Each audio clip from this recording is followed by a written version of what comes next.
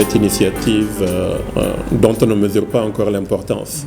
Parce qu'au-delà d'une plateforme, c'est un véritable outil qui se met en place aussi bien pour le citoyen nigérien, il faut commencer par là, que pour l'administration nigérienne dont nous faisons tous partie, pour mieux la servir. Je disais tantôt, d'ailleurs il y a une expression en anglais, la terminologie en anglais que je préfère utiliser au niveau de l'administration en parlant de public servants.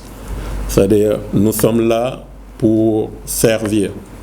Et cette plateforme, un de ses rôles essentiels est justement de nous amener à mieux servir, d'avoir cette administration de proximité qui soit efficiente, qui soit efficace. C'est pour ça qu'il faudrait une plateforme à travers laquelle le public, le citoyen va, au-delà des plaintes, va surtout faire des suggestions, va faire des constats pour que nous autres trouvions le meilleur de corriger notre façon de faire, notre façon de rendre service pour être le plus efficace possible.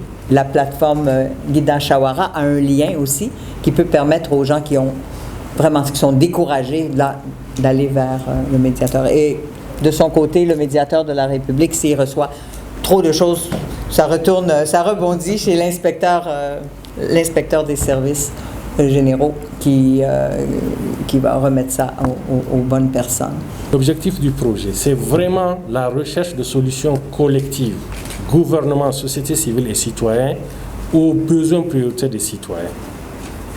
Et vous avez perçu tout ce qu'ils ont pu faire sur le terrain en termes de participation citoyenne, je veux dire en live, les individus. Donc cette plateforme est là pour amener l'équité dans la participation citoyenne. Je veux m'expliquer.